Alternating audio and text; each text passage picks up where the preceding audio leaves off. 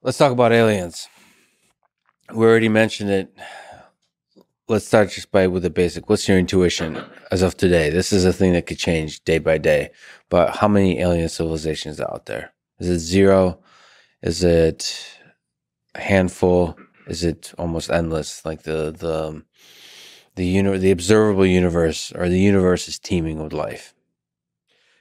If I had gun to my head, I have to take a guess. I would say it's teeming with life. I would say there is. I think running a Monte Carlo simulation, this paper by Anders Sandberg and Drexler and a few others, a couple of years ago. I think you probably know about it. I think they're the mean, using different, running through randomized Drake equation multiplication. You ended up with 27 million as the mean of intelligent civilizations in the galaxy, in the Milky Way alone. And so then if you go outside the Milky Way, that would turn into trillions. That's the mean. Now, what's interesting is that there's a long tail, because they believe some of these multipliers in the Drake equation. So, for example, the probability that life starts in the first place, they think that the kind of range that we use is for that variable is way too small, and that's constraining our possibilities. And if you actually extend it to some crazy number of orders of magnitude, like 200, they think that variable should be you get this long tail where I forget the exact number, but it's like a third or a quarter of the total outcomes have us alone. Like, I think it's a sizable percentage has us as the only intelligent life in the galaxy, but you can keep going. And I think there's a non-zero, legitimate amount of outcomes there that have us as the only life in the observable universe at all is on Earth. I mean, seems incredibly counterintuitive. It seems like, when you mention that, people think you must be an idiot because, if you picked up one grain of sand on a beach and examined it and you found all these little things on it, it's like saying, well, maybe this is the only one that has that. And It's like, probably not. They're probably most of the sand, probably, or a lot of the sand, right? So, and then on the other hand, we don't see anything. We don't see any evidence, which of course people would say that the people who still scoff at the concept that we're potentially alone, they say, well, of course, there's lots of reasons we wouldn't have seen anything, and they can go list them, and they're very compelling. But we don't know. And the truth is, if this were a freak thing, I mean, we don't. If this were a completely freak thing that happened here, whether it's life at all or just getting to this level of intelligence, that species, whoever it was, would think there must be lots of us out there, and they'd be wrong. So, just using the same intuition that most people would use, I'd say there's probably lots of other things out there.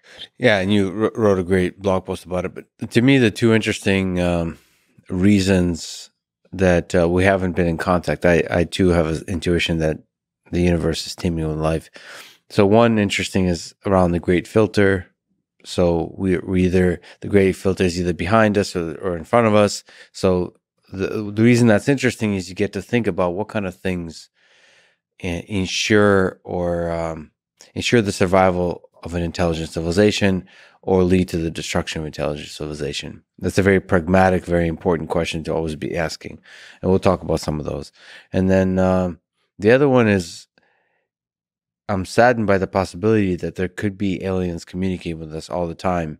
In fact, they may have visited, and we're just too dumb to hear it, to see it. Like the idea that the kind of life that can evolve is just the range of life that can evolve is so large that our narrow view of what is life and what is intelligent life is preventing us from having communication with them. But then they don't seem very smart, because if they were trying to communicate with us, they would surely, if they were super intelligent, they would be very, I'm sure if there's lots of life, we're not that rare. We're not some crazy weird species that hears and has different kinds of ways of perceiving signals. So they would probably be able to, if you really wanted to communicate with an Earth-like species, with a human-like species, you would send out all kinds of things. You'd send out, radio waves, and you send out gravity waves and lots of things. So if they're communicating in a way, they're trying to communicate with us, and it's just we're too dumb to perceive the signals. It's like, well, they're not doing a great job. of considering the primitive species we might be. So I don't know. I think if a super intelligent species wanted to get in touch with us, and had the capability of, I think probably they would. Well, they may be getting in touch with us.